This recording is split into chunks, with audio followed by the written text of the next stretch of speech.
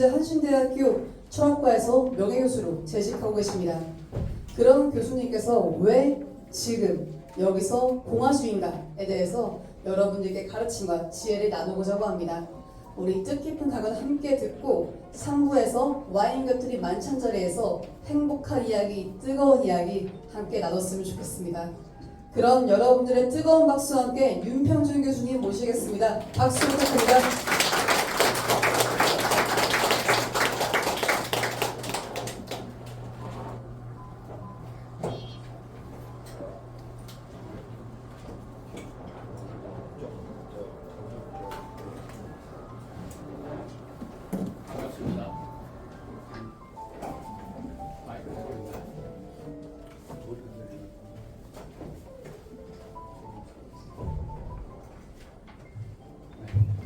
반갑습니다. 방송에받은 윤평준입니다. 여러 선생님들 이렇게 뵙고 오랜만에 뵙고 이렇게 귀한 자리에서 중요한 주제에 대해서 이야기할 기회를 갖게 돼서 굉장히 영광스럽게 생각합니다. 그럼 그것도 좋냐고요? 바로 본론으로 들어가겠습니다. 제가 오늘 여러분들과 나누고자 하는 주제는 왜 지금 여기서 공화주의가 하는 것인데요. 잘 아시는 것처럼 1896년 7월 2일, 그러니까 오늘로부터 130년 전에 독립협회가 만국의 위기 속에서 출범했습니다. 그리고 이제 곧 이어서 만민공동회가 여러 선각자들의 동참 활동 속에 진행이 되었죠. 그래서 독립협회와 만민공동회에 관련된 연구는 한국 역사에 많은 그런 연구 업적들이 축적이 되어 있습니다. 그러나 이제 제가 오늘 제 시각에서 독립협회 130주년을 맞아서 말씀드리고 싶은 것은 여러분들이 지금 참여하고 계시는, 이끌어가고 계시는 한국 공화협회야말로 어떤 점에서는 대단히 중요한 의미여서 21세기 버전의 독립협회의 다름이 아니다. 또 그걸 심화시킨 의미에서 21세기적인 의미의 만민공동회를 여러분들이 공화혁명으로 가는 그런 도정에 이렇게 주축이 되어서 지금 그 맹아로서 단초로서 뿌리를 내리려고 하고 계신다고 저는 이해를 하고 있습니다. 오늘 제가 말씀드리려고 하는 왜 지금 여기서 공화주의인가라고 하는 상당히 좀 넓은 주제에는 6가지의 이제 소주제가 있는데요. 앞부분에 그러면 어떤 점에서 독립협회와 만민공동회에 우리가 공화의 정신의 어떤 맹아, 어떤 싹을 찾을 수 있겠느냐고 하는, 어떤 점에서는 창조적인 재해석이 어떤 점에서 가능한가라고 하는 말씀을 도입부에서 드리게 될 거고요.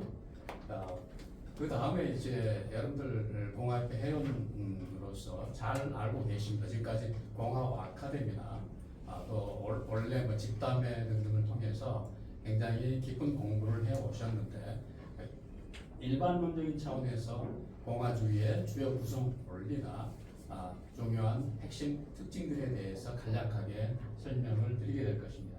이런 원칙적인 도입부의 말씀을 드린 다음에, 그러면 우리가 공화혁명을 논하고 한국 공화협회가 21세기 버전의 그런 독립협회이자 만민공동회의 어떤 성부자로서 그런 어떤 건뭐 역사적인 소명 의식을 가지고 계시는 걸로 저는 그렇게 보여졌는데요. 그렇게 된 어떤 배경이나 맥락을 구체적으로 짚어야 될 거고요. 그게 바로 이제 오늘날 세계 질서 급변하고 있는 세계 질서 상황에 대해서 간략하게나마 짚어야 될 거고요. 이 부분을 저는 세계 웨이트 게임이라고 하는 말로 개념화시키면 명료하게 이해가 가능하다라고 하는 것을 오랫동안 슬파해 왔고요. 그걸 간략하게 말씀을 드리고자 합니다. 그 다음에 이어서 이제 오늘의 거의 본론에 해당되는 것인데요. 왜 지금 여기서 우리가 공화주의를 논하는가, 공화운동을 우리가 지향을 하는가. 결국 오늘날의 정치 상황이 지극히 반공화적이고 반민주적이기 때문에 그렇습니다. 그래서 그러한 어떤 반면 교사적인 현실 상황을 우리가 극복하기 위해서 넘어서기 위해서 미래의 비전으로 굳건하게 나가기 위해서 공화혁명이 긴급하게 요청된다라고 하는 현실 상황이 그렇지 못하기 때문에 그 필요성이 배가 되는 것이죠. 그래서 한국 정치 진단을 하게 될 거고요. 그다음에 이제 말미에 가서 마무리로서 그러면 어떠한 개혁 의제가 가능할 것인가, 그리고 한국 현대사의 도정을 공화혁명으로 가는 끊임없는 미완의 도정으로 왜 향상할 수 있는가를 말씀드리면서 오늘 제 이야기를 마무리하려고 합니다. 그러면 이제 이 21세기 공화협회 야말로 한국 공화협회야말로 독립협회의 21세기적인 버전이다라고 이제 제가 모두에 말씀드렸는데 그 근거를 여러분들에게 제시를 해야 될 겁니다. 그거는 한마디로 명제화시키면 1896년 이제 독립협회에 대한 기존의 연구들이 많이 있습니다. 그래서 좋은 의도를 가지고 시작을 했지만 시대적인 상황의 한계 또는 그 지도자들의 어떤 그 한계 또는 당대 어떤 고종이라고 하는 아마 최악의 홍군 중에 한 사람이었다고 생각을 하는데 그런 리더십의 빈곤 뭐 이런 것 등등이 결부되어서 실패로 돌아갔습니다. 독립협회도 그렇고요. 만민공동회도 마찬가지입니다. 그런데 저는 결코 실패로 돌아갔다고 생각하지 않고요. 이 독립협회와 만민공동회에서 나타난 어떤 시대정신을 한 문장으로 압축하면 그건 바로 신민에서 시민으로의 비약을 어떤 점에서는 선취한 역사적 순간, 거대한 역사의 모멘트였다라는 생각을 하게 됩니다. 그래서 얼핏 일견 실패한 것처럼 보이지만 고종이 해산 명령을 내리고 이렇게 지리멸렬을 한 것처럼 보이지만 우리가 역사를 긴 시각에서 바라보면 결코 그렇지 않다라고 하는 것을 확인할 수 있습니다. 그래서 이런 독립협회와 만민공동회에서 그 싹을 트인 공화의 정신이 바로 1919년 3.1운동의 어떤 그런 폭발적 성과로 나타나는 것이고요. 바로 상해 임시정부의 임시현장, 대한민국 헌법의 그 최초의 형상화라고 할 수 있는 10개의 헌법 조항 중에 제1조가 대한민국은 민주공화제로 한다라고 하는 그러니까 일제강점기 시대에 이제 여러 가지 임시정부가 여러 형태의 변화를 겪으면서 5번의 중요한 헌법 개정 작업을 했는데요. 그 5번의 그런 과정과 그다음에 이제 1948년도에 변호법이 제1조 이라는 대한민국은 민주공화국으로 한다라고 하는 방식으로 그대로 계승되는 것을 우리가 확인할 수 있고요. 그래서 오늘날 우리가 육공화국 체제 하에 살고 있지만 여전히 대한민국 헌법의 가장 중요한 알파요 오메가에 해당되는 것은 대한민국이 공화국이라고 하는 것입니다. 그래서 이 독립협회와 만민공동회에서 나타난 이러한 시대정신이 연면이 현실 역사의 그런 어려움에도 불구하고 압박과 탄압과 일제강점기 시대의 고난과 그다음에 군사독재 상황의 그러한 그 어려운 상황에도 불구하고 저는 한국 역사의 저류에 도도하게 이러한 흐름이 흘러가고 있었고 바로 그런 것들 때문에 오늘날 대한민국의 정치를 가능케 한 핵심적인 정신이었다고 생각하게 됩니다. 아까 이제 독립협회가 신민을 그러니까 백성이죠. 왕조 시대의 백성을 말할 수 있는 시민으로, 즉 신민에서 시민으로의 비약을 상징한다고 했는데 이걸 이제 구체적으로 확실하게 보여준 게 1898년도에 만민공동회 또는 반민공동회 이게 이제 겹치면서 진행이 되었기 때문에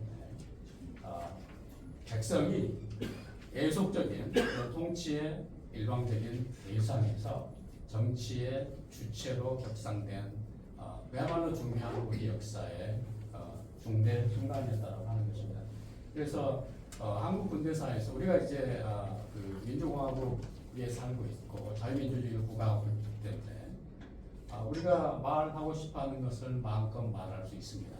각종 중대 현안에 대해서 대통령도 자유롭게 비판할 수 있고요. 성역을 인정하지 않습니다. 그러나 130년 동안 해도 전혀 그렇지 않다라고 하는 여러분들 우리 당연히 알고 있고요.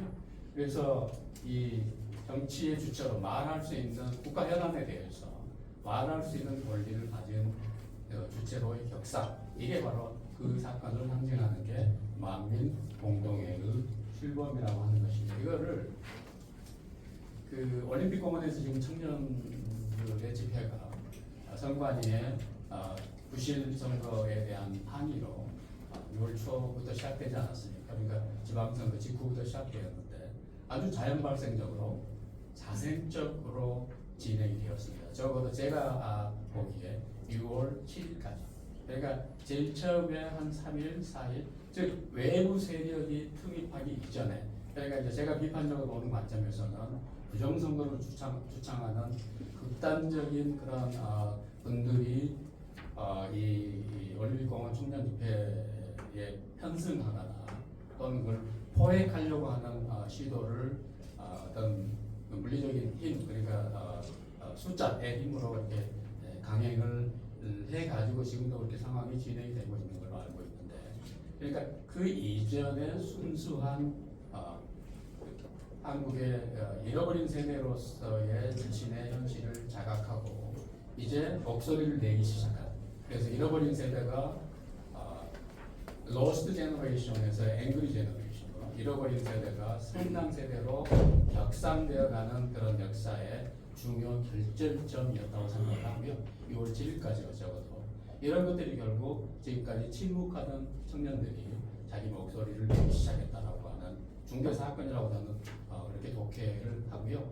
이게 어떤 일과성의 그 사건으로 끝나는 것이 아니라 앞으로 밑에 잠복해 있지만 어떠한 중대 사태가 발생하거나 여건이 성숙해지면 얼마든지 재현되어져서 한국 사회의 그 행로를 중대하게 바꿀 수 있는 그런 아주 역동적인 그런 잠재력을 갖고 있다라고 생각을 하고 있습니다. 그래서 시민성의 탄생이야말로 만민공동회를 우리가 높이 평가하는 이유이고요. 그 이제 공론장에서의 혁명이고요. 지금까지 듣기만 하다가 이제 말하는 주체로의 자기 스스로를 변혁시키는 그런 순간. 그 다음에 이제 왕권, 그게 조선 왕조가 됐든 제국이 됐든 군주가 아주 자의적으로, 고종이 이제 대표적인 지도자였죠. 자의적으로 모든 국정이나 예산이나 외교나 이런 것들을 일방적으로 견제받지 않는 이런 상황에 대한 문제의식이 결국 독립협회와 만민공동회로 저는 압축해서 나타났다고 생각하거든요. 그러니까 어떤 제도, 의회가 됐든 또는 시민의 어떤 목소리가 됐든 이런 틀 안으로 이를테면 견제하고 제약하려고 하는 거의 최초의 근대적 시도, 이게 바로 만민공동회였다라고 생각을 하게 됩니다. 그래서 그 현대 동아주의의 여러분들이 잘 아시는 그런 5가지 이제 원리들이 있는데, 이건 굉장히 이제 여러분들이 동아주의 아카데미나 원래 토론회 같은 걸 하시면서 이거보다 더 심도 있는 그런 분석 작업을 미리 하셨을 것으로 생각을 하고요.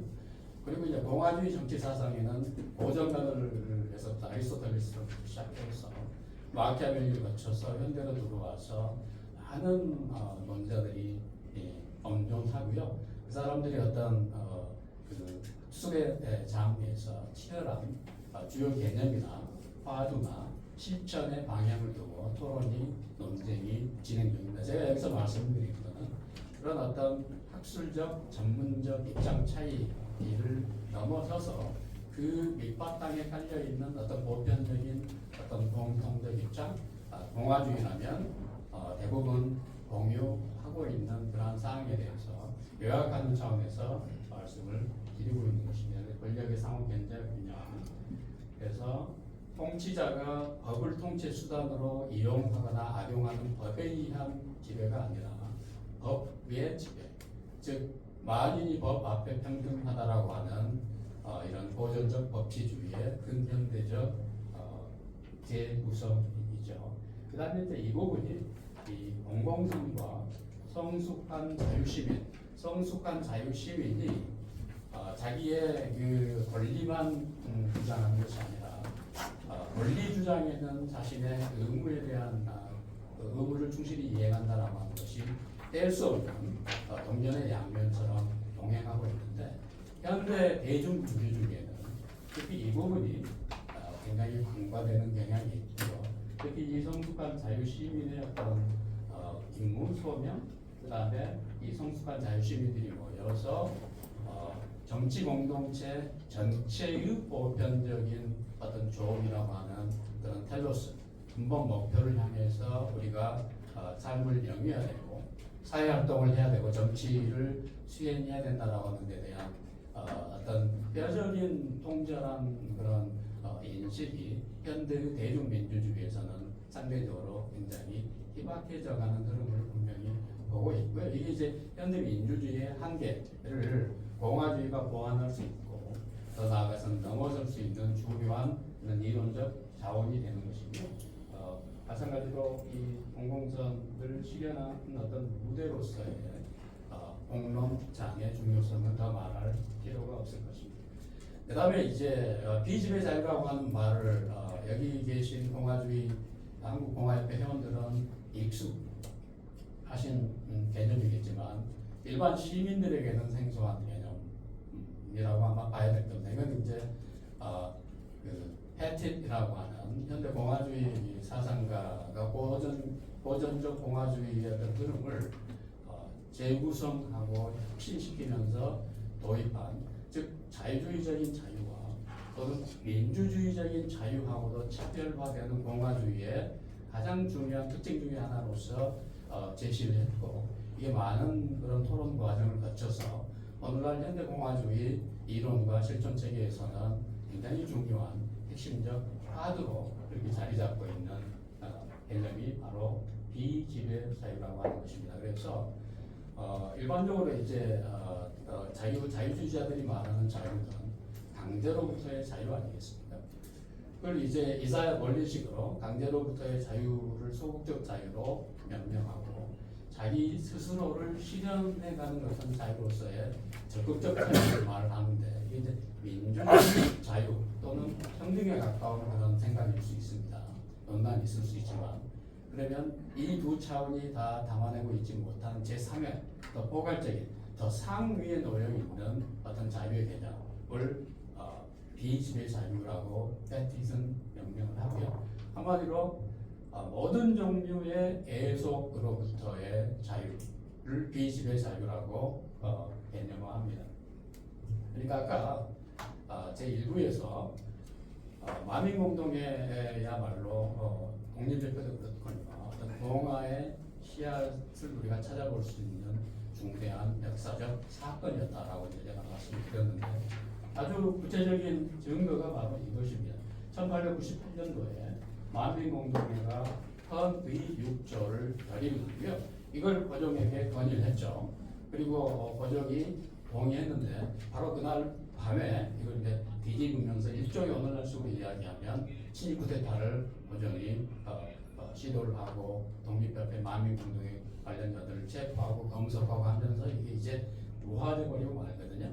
근데 그럼에도 불구하고 이 6가지의 그 내용을 이렇게 보시면 오늘날 공화주의, 현대 공화주의 정치 사상의 핵심 화두인 비지배 자유를 각 개별 영역에 투사하는 그런 개념으로 재해석될 수 있다고 하는 것입니다. 국제관계에서, 애교에서, 그 다음에 내부 내정의 어떤 경제정책의 구사에 있어서 또 어떤 공론장의 어떤 발언권의 어떤 분배관에 예속되지 않는 자유라고 하는 것이 이제 만민공동의식으로 표현하면 헌의 6조라고 하는 방식으로 표출되었다라고 저는 이제 해석을 하고 싶어 하는 거죠. 그러면 이제 앞에 도입부 부분을 이런 식으로 이제 왜 한국공화협회가 이런 공화의 시대 정신이 우리 역사에 결코 낯선 것이 아니고 사실은 130년이 넘는 그런 장구한 연원을 가지고 있다라고 하는 것을 독립협회와 만민공동회를 들어서 말씀을 드린 거고요.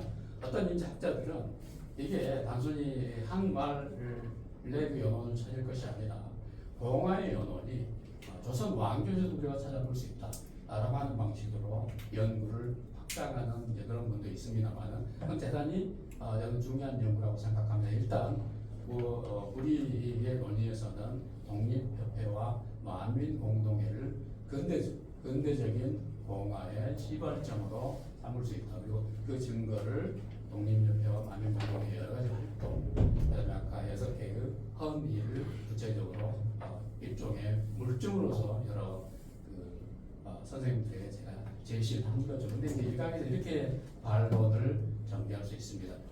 독립협회도 그렇고 만민공동회 헌의사항에도 그 기본 전제가 있는데 결코 공화정을 명시적으로 주장하지 않았다. 오히려 공화정을 언급한다라고 하는 그런 어떤 표현이 만민공동회의 헌의사항 중에 들어 있습니다. 그래서 이건 지금 당신의 이런 해석을 창조적인 해석을 반증하는 그런 증거 아니냐라고 이제 문제 제기를 하실 수도 있는데 그거는 부분적으로 참입니다. 그래서 독립협회와 만민공동회 여러 시도들이 기본적인 출발점을 입헌 민주정을 지향하면서 시작을 했지. 우리가 오늘날 지금 이 자리에서 재조명하고 싶어하는 현대적 의미에서의 어떤 공화정, 민주공화국을 지향하는 것은 아니라고 하는 것이 팩트입니다. 그러나 그럼에도 불구하고 전제군주정을 고종 같은 그런 홍군과 암군이 나라를 완전히 국망의 위기로 몰아넣고 있는 그런 중차대한 총체적인 위기 상황에서 그런 현실을 감안해서 어떻게 할 수 있느냐? 그것은 군법을 어떤 제도적인 그런 견제와 균형의 틀 안으로 집어넣겠다라고 하는 입헌민주정이라고 하는 것이 그런 거 아니겠습니까? 그런 헌정의 약속과 또 의회의 어떤 의회를 창시를 해서 그 안에 문건을 제약하겠다고 하는 것이니까 저는 만민공동회 자체의 문건에서는 공화에 대한 어떤 뭐라고 그럴까요? 좀 두려움 이런 것들이 나타나고 있는 건 분명히 사실이지만 오늘날 21세기 우리의 관점에서 보면 그런 것을 굉장히 미래지향적으로 재해석할 수 있다고 생각하게 됩니다. 그 다음에 이런 공화와 공화주의에 대한 또는 민주공화정에 대한 이런 기초적인 어떤 정리를 현실에 이제 전개를 시켜야 될 텐데 그러기 위해서는 오늘날 국제정세를 논하지 않을 수 없습니다. 제가 이제 모두에 제국주의 세계 질서의 내파라고 하는 표현을 쓰고요. 그다음에 많은 국제정치학자들이나 사회과학자들이 다급적 권력 정치가 재개되었다. 신제국주의 상황이다. 이렇게까지 표현을 하는데 저는 아주 오래전부터 지금 21세기의 이런 어지러운 이런 난맥상을 국제정세를 21세기 그레이트 게임으로 압축하면 훨씬 더 선명하게 이해된다라고 하는 그런 생각을 오랫동안 해왔고요. 우리가 이제 한반도의 주민이기 때문에 이거는 21세기 동아시아 그레이트 게임으로 조명을 해보면 우리가 현재 어떤 위치에 있으며 어떤 방식으로 국정을 꾸려가야 되고 외교를 어떻게 해야 되며 군비를 어떻게 증강해야 되는가에 대한 그런 역사적, 국제정치적인 통찰을 얻을 수 있다라고 하는 것이 저희 오랫동안의 지론이었고요. 이제 이거는 또 다른 어떤 논제이기 때문에 이 자리에서는 길게 말씀드리지 않겠습니다. 제가 생각하기에는 지금의 21세기 동아시아 그레이트 게임은 제4차 동아시아 그레이트 게임이고요. 당연히 4차이기 때문에 1차, 2차, 3차가 있죠.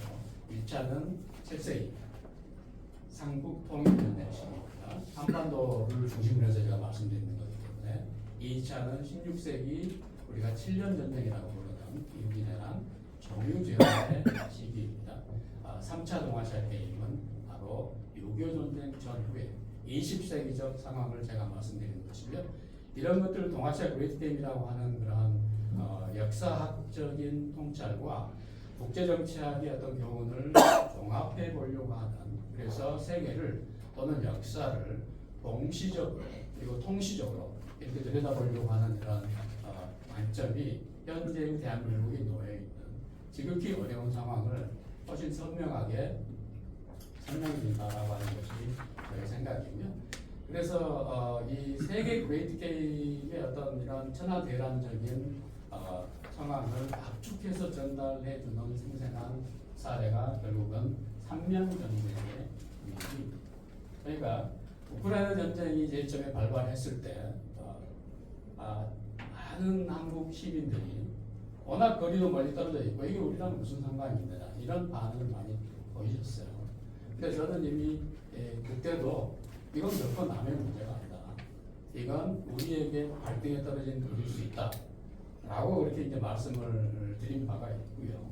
그래서 이 우크라이나 전쟁이 결국 그 이전에 항상 세계 화약고였던 중동 전쟁하고도 연결이 되어 있고, 그다음에 이제 이 두 군데서 이미 전쟁이 진행 중이거나 지금 마무리되고 있다고 하지만 그건 미국의 희망사항일 뿐이지 또는 이란의 희망사항일 뿐이지 그쪽 지역의 어떤 정치 지형이라고 하는 것은 이란 전쟁이 일어나기 전하고는 완전히 그야말로 질적으로 변화한 상황이라고 하는 것. 그 누구도 앞으로 어떤 식으로 전개될 것인가라고 하는 것을 확언하기 어려운 그런 총체적 혼란 상황으로 빠져들어가고 있죠. 그래서 저는 중동 지역에서 언제 다시 열전이 전면적으로 발화한다고 해도 저는 전혀 놀라지 않는 것입니다. 그러니까 이런 상황에서 지금 시진핑 주석이 어제 그런 연설을 했죠. 중국 주석의 중국 최고 지도자로서는 수십 년 만에 처음으로 대만과의 평화 통일, 즉 대만과의 통일을 국가의 최종 목표의 한가운데로 하나로 천명을 하면서 평화라고 하는 수식어를 완전히 제거해서 이거는 수십 년 만에 처음 있는 일이거든요. 그래서 대만 해협의 위기는 저는 한반도 위기하고 인계철성으로 이어져 있다고 오래전부터 생각을 해왔고요. 그래서 결국 만약에 이게 진정되지 않은 상황에서 이쪽에 어떤 열전의 기미가 있다라고 하면 또 다른 세계대전을 의미하는 것일 가능성이 굉장히 높아지는 거죠. 우리 굉장히 중차대한 우리가 상황에 놓여 있다고 하는 것이고요. 그래서 이런 동아시아 그레이트 게임에 결국 압축적 현장이 한반도인데 동아시아 그레이트 게임의 주요 행위자들이 이런 식으로 질적 변화를 하고 있습니다. 그 다음에 이제 상황을 더 복잡하게 만들고 있는 것은 북한이 세계 6대 전략 핵 국가로서 부상하고 있다고 하는 것입니다. 그 다음에 이제 지금의 러시아 우크라이나 전쟁에 대한 참전 이런 것 등등 해서 핵 강국으로 대두하고 있을 뿐만이 아니라 러시아, 중국, 북한과의 이런 전략적 동맹관계라고 하는 것이 훨씬 강화되면서 우리에게 제기하는 문제 상황이 너무 심각해지고 있는 것이죠.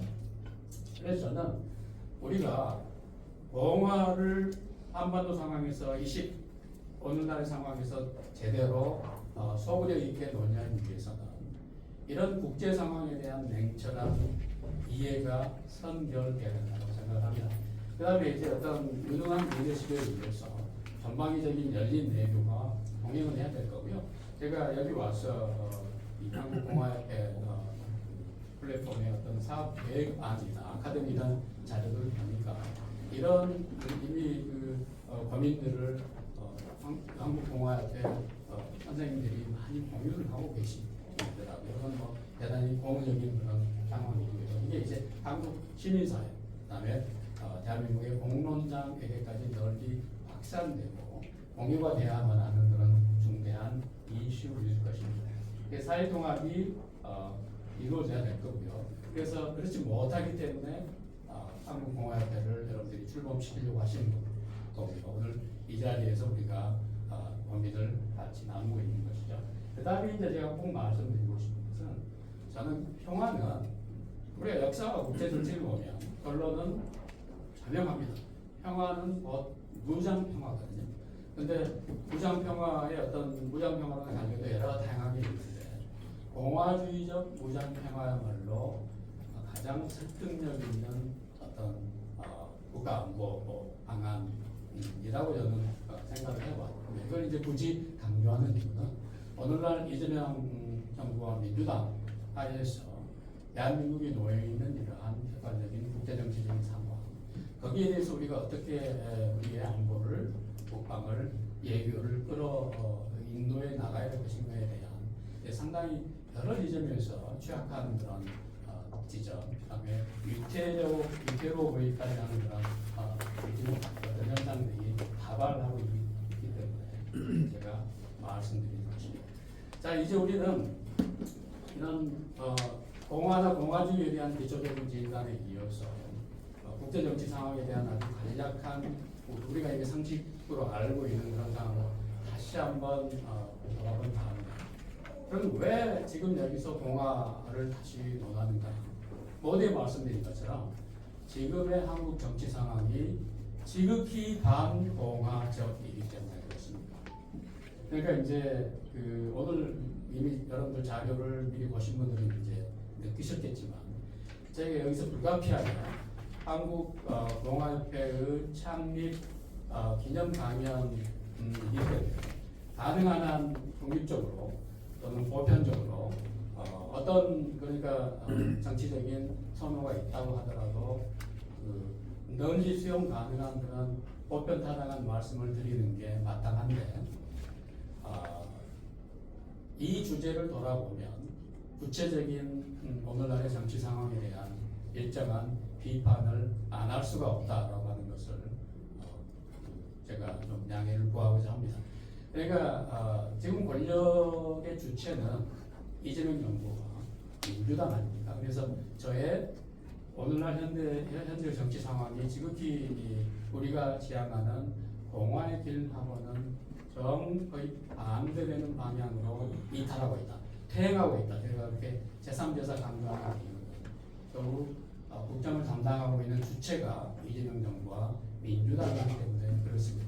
그렇다고 해서 한국 정치의 또 다른 축인 오늘날 국민의힘에 대해서 제가 비판적이지 않은 건 아니고요. 오히려 저는 특히 국민의힘 당권파에 대해서는 뭐 다른 자리에서 제가 말씀드린 적도 있지만 윤 어게인을 꿈꾸고 그러니까 시대착오적인 그런 수구적인 반동적인 12.3 친일 쿠데타를 시도하다 하면한 그래서 온당한 법적 처벌을 받고 있는 윤석열 일파를 아직도 추종하고 있는 듯한 국힘 당권파는 저는 좀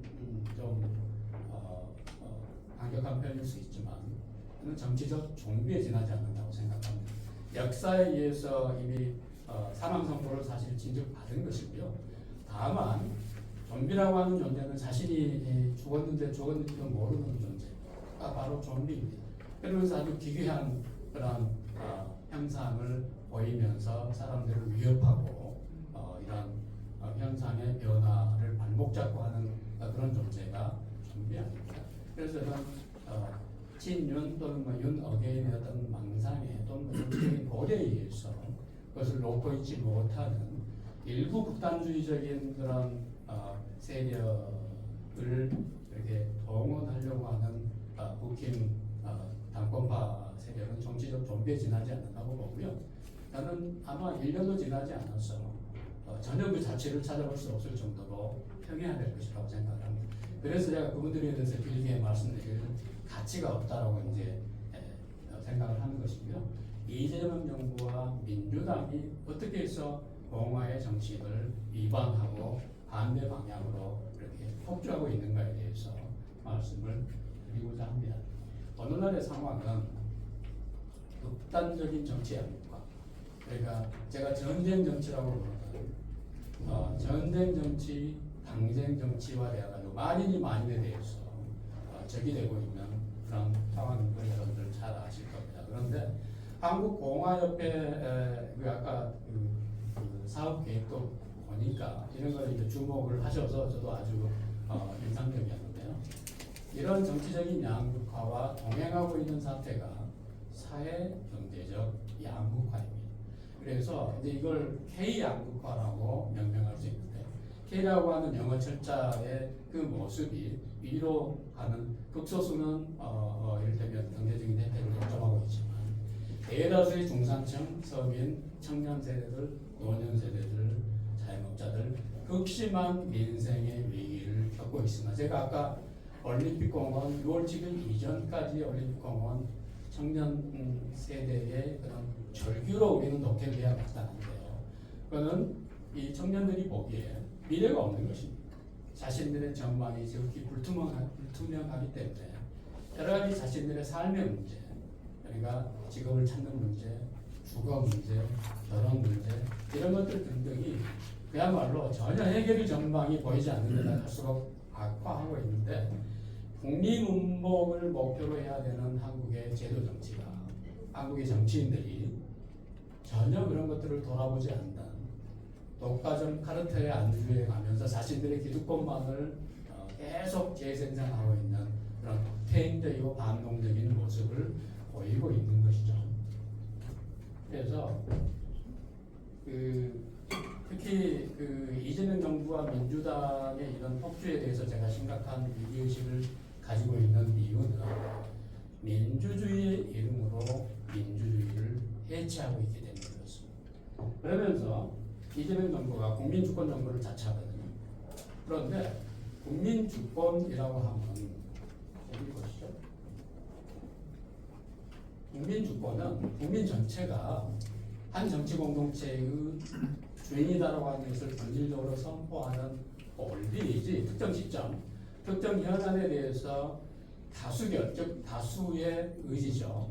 다수의 의사가 곧 국민주권임을 이렇게 정당화하는 그런 논리가 전혀 아니라고 하는 것을 우리는 재확인할 필요가 있습니다. 오히려 다수가 정당하지 못한 어떤 이유를 대면서 소수를 부당하게 억압하거나 또는 헌법과 법률에 위반되는 방식으로 다수 의사를 관철하려고 할 때 그것은 바로 국민주권 논리의 전면으로 반응이죠. 그건 오히려 국민주권에 정반대되는 행태에 지나지 않습니다. 그래서 제가 이재명 정부와 민주당이 민주적 수단, 결국 민주적 수단이라고 하면 이분들이 전가의 보도처럼 내세우는 게 결국 다수결입니다. 다수 국민들이 자신들을 선출했고 국회에서도 압도적인 다수 의석을 몰아줬다. 그러니 그것을 인상할 뿐이다. 자신들의 권한을 이렇게 주장하잖아요. 그런데 이게 이제 위임 민주주의입니다. 현대의 대의 민주주의는 의회 민주주의는 국민이 주기적인 선거에 의해서 행정권이나 입법권을 위임하는 거거든요. 한시적으로 잠정적으로 위임하는 거죠. 그래서 이제 국민 인복을 위해서 잘하면 다시 선출하는 거고요.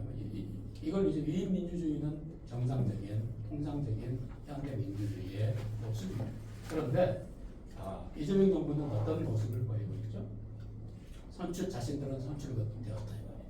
그래서 대통령도 다수 국민의 뜻에 의해서 선출되었고 국회에서의 압도적인 의석도 결국 국민이 만들어준 거기 때문에 선출 권력이 비선출 권력보다 더 우위에 있다라고 하는 허무맹랑한 현대 민주주의 또는 민주공화주의 정치 사상하고는 전혀 상관이 없는 그런 자의적인 해석을 이야기를 하면서 사법부를 압박해 들어갔다고 하는 여러분들 기억을 하실 거예요.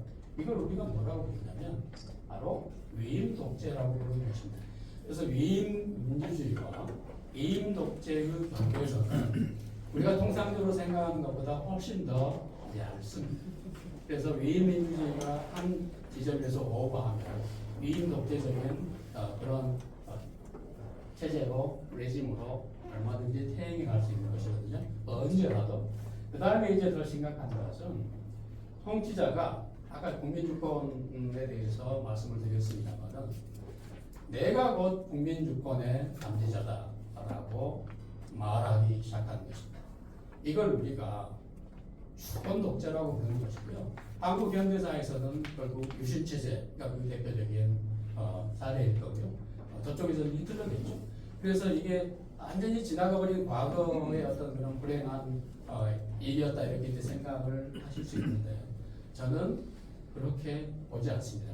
그렇게 보지 않는 이유를 말씀을 드리겠습니다. 구체적인 증거를 여러분들에게 말씀드리겠습니다. 제가 이재명 정부에 대해서 그렇게 반공화의 길로 폭주하고 있다라고 감히 말씀드리는 이유를 제가 행정부, 입법부, 지금 바로 어제입니까? 국회 모든 상임위원회를 위원장 자리를 독식하겠다고 이야기했죠. 그러니까 이거는 물론 위헌법에 저촉이 되거나 헌법과 법률에 저촉되는 것이 아닙니다. 다수당이 자기들이 다수결로 그렇게 결정하겠다라고 하는 것인데, 자 그러나 한국 민주주의 유공화국 체제의 진화의 과정을 보면 과거 국힘계열의 보수 정당에서 압도적인 다수 정당일 때도 자 그런 상임위를 비례해서 나눴고요. 특히 이제 한국 국회의 상원 역할을 부분적으로 하고 있는 법제사법위원회 법사위원장 자리 같은 경우는 국회 제1야당에게 양보했거든요. 이런 것들이 굉장히 중요한 정치적 사실은 덕목으로서 축적이 되어 왔던 것이고요. 어떻게 민주주의가 무너지는 것을 논할 때 외국 학자들도 이게 법률과 헌법을 정면에서 위반해서이기도 하지만 그 이전에 내가 가진 권한을 마음껏 행사할 수 있지만 다수결의 논리로 그렇지 않고 자제합니다. 왜냐하면 현실 정치의 모든 디테일한 사항들을 일일이 다 법조문에 담아낼 수 없는 것이기 때문에 어떤 양식과 규범과 그런 양보라고 하는 것이 민주주의를 지키는 현실적인 대단히 중요한 문지방인 것이고요. 이게 미국의 트럼프에 의해서 한국의 이재명 정부에 의해서 특히 민주당 쪽 정당들에 의해서 이게 육공화국에서 어렵게 쌓아 올린 이러한 자제의 전통이라고 하는 것이 이 폐기되는 것을 우리가 확인하게 되고요. 그 다음에 이제 비판의 자유를 자꾸 억압하려고 하는데요. 7월 7일에 정보통신망법 개정안이 시행에 나오고 있습니다. 그런데 가짜 뉴스를 우리가 이 디지털 민주주의 시대에 중요한 현안이기도 하고요. 억제해야 되지만 지금 이재명 정부가 이렇게 강행하려고 하는 방식으로 그 방향은 우리가 생각하는 바람직한 방향은 전혀 아닙니다.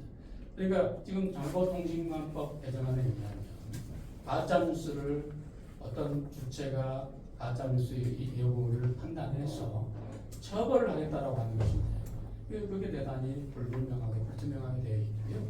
그 다음에 이제 그러면 언론의 자유, 표현의 자유, 출판의 자유 등등을 가짜 뉴스를 억제하면서도 이런 기본적인 입헌적 자유, 공화적 자유들을 우리가 살려야 되지 않겠어요? 여기에 대한 제대로 된 고려가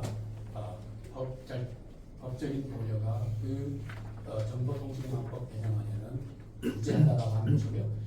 그러면 가짜 뉴스를 판정을 해서 처벌하겠다라고 하는 것인데 그러면 그 판정하는 주체는 누가 되겠습니까? 당연히 권력이 될 수밖에 없는 것이고요. 지금의 집권 세력이 될 수밖에 없는 것이고 이건 한국 민주공화제의 중대한 폐해를 예고하는 그런 법일 수밖에 없는 것이고요. 그 다음에 이제 제가 감히 연성 독재의 어떤 그런 기미를 보이고 있다. 이재명 정부와 민주당이 제가 말씀드리고 있는 말씀드리고 싶은 것은 구체적인 증거가 바로 사법 3법 강행입니다. 그 다음에 이제 그 지방선거에서 민심이 사실은 경고한 거거든요. 대통령이 갖고 있는 7, 8개의 그런 법적인 의혹에 대해서 범죄 혐의에 대해서 일괄적으로 공소 취소하겠다라고 하는 그런 의도를 분명히 보였죠. 지방선거 이전에. 지방선거의 민심이 그것을 경고했습니다.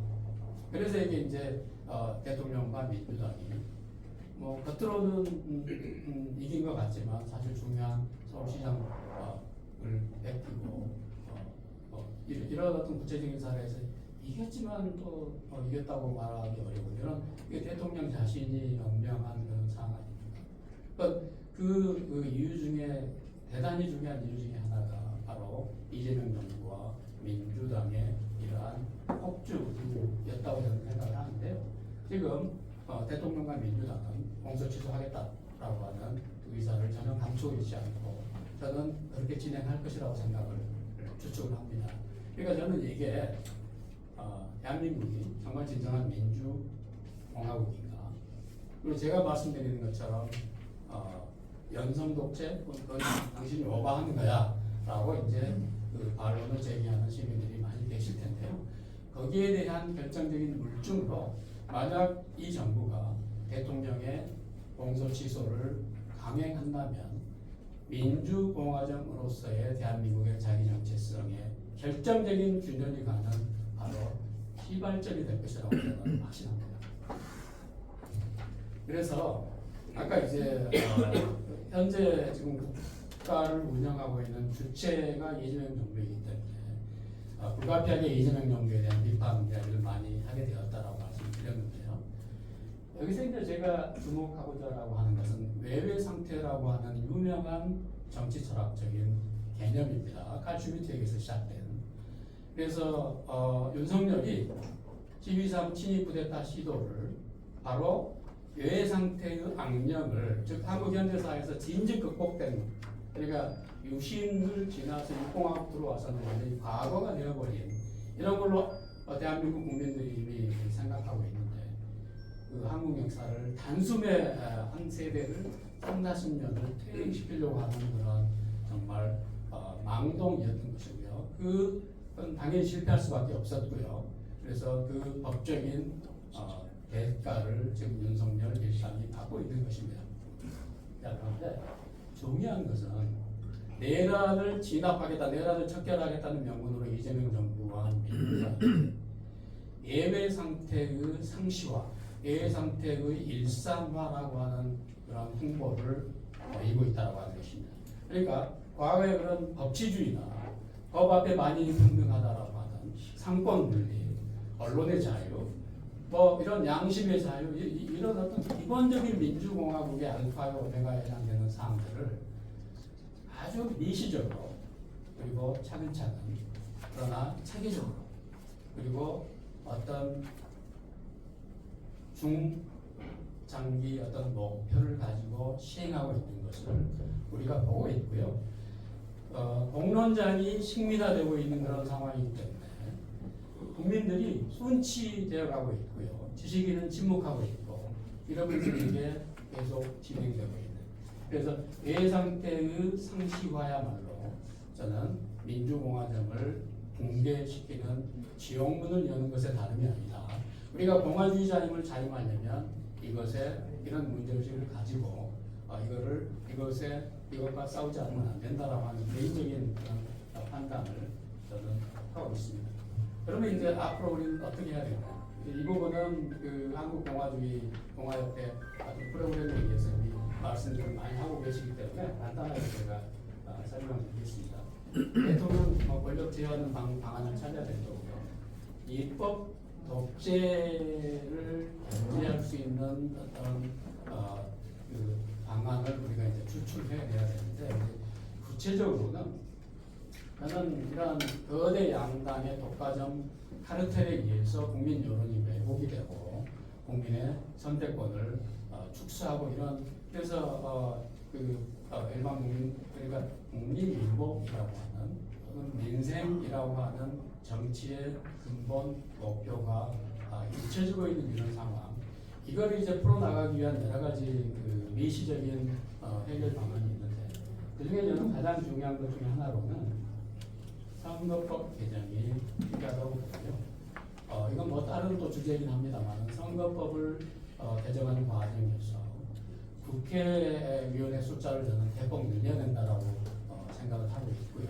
전국구, 지역구 이런 어떤 그 숫자에 대한 이런 연구 같은 것들은 이미 관련 학회에서 많은 헌법 개정안이나 선거법 개정안에 대한 그런 모범 답안에 거의 가까운 전문가들의 연구가 이미 나와 있고 결국 문제의 핵심은 이런 것들을 한국 공헌원장에서 저는 헌법 개정보다 사실은 선거법 개정이 더 시급하고 중요하다고 생각을 하는데 이런 것들이 구체화될 수 있는 어떤 동력을 그 공론회장에서 마련을 해가야 되고 당연히 한국공화협회가 중심이 돼서 만미 공동의 역할을 이렇게 하셔야 될 겁니다. 그래서 이 부분을 저는 공화의 시민학교라고 하는 그런 표현을 썼는데 아까도 말씀드렸지만 오늘 우리가 가지고 있는 자료집에 앞으로 한국공화협회의 사업 계획을 보니까 청년들을 굉장히 중시하고 그다음에 아까 제가 말씀드린 바에는 특히 사회경제적 피양극화에 대한 분명한 선명한 소구력 있는 프로젝트나 대안이 또는 실천의 어떤 동력이 동시에 확보되지 않는군요. 이런 지금의 어떤 공화주의 담론에 대해서 또 한쪽 진영에서는 또 뭐라고 할까요? 좀 편견을 가지고 보시는 그런 분들이 엄청하거든요. 그러니까 한국 보수의 이건 어떤 뭐 탈바꿈 또는 이제 그런 것에 지나지 않는다라는 방식으로 이 공화의 담론이나 운동을 평가절하하는 그런 그 분들이 계세요. 그러니까 그런 것을 불식시키기 위해서라도 공화 담론이라고 하는 것이 단순히 보수적인 지향만을 갖는 게 아니고 특히 이 부분이 내가 중요하다고 거듭 말씀드립니다. 사회경제적 양극화를 완화하고 어떤 해체시킬 수 있는 구체적인 프로젝트가 공화운동에는 반드시 동행해야 되고요. 바로 이 지점에서 공화주의 담론이 굉장히 진보적 지향도 동시에 확보할 수 있다라고 저는 생각을 합니다. 그래서 이제 저는 제 이야기는 이제 마무리 하겠습니다. 저는 한국 현대사의 도정을 길게 보면 우리가 한국인들의 피와 땀으로 산업혁명을 성공적으로 수행했습니다. 민주혁명 수행했습니다. 선진화의 과정을 거쳐서 이 공화혁명을 우리가 공화혁명으로 가야 되는데 그 바깥 우리가 나가보면 대한민국을 선진국이라고 다 그렇게 이야기합니다. 유럽, 북미, 중남미, 동남아시아다. 그래서 여러분들 밖에 나가 보시면 대한민국의 위상이 불과 몇 년 전만 해도 얼마나 비약적으로 좋아졌는가라고 하는 것을 절감을 하게 되는데요. 그런데 막상 한국 시민들은 우리가 되게 10대 경제 강국이고 문화 강국임에도 불구하고 세계 5대 무역 대국이고 이럼에도 불구하고 정말 우리가 선진국 맞아 라고 하는 어떤 그런 뭐라고 할까요? 자괴감 또는 유보의식을 가지고 있는 게 저는 사실이라고 생각합니다. 저도 제 경우에는 그렇습니다.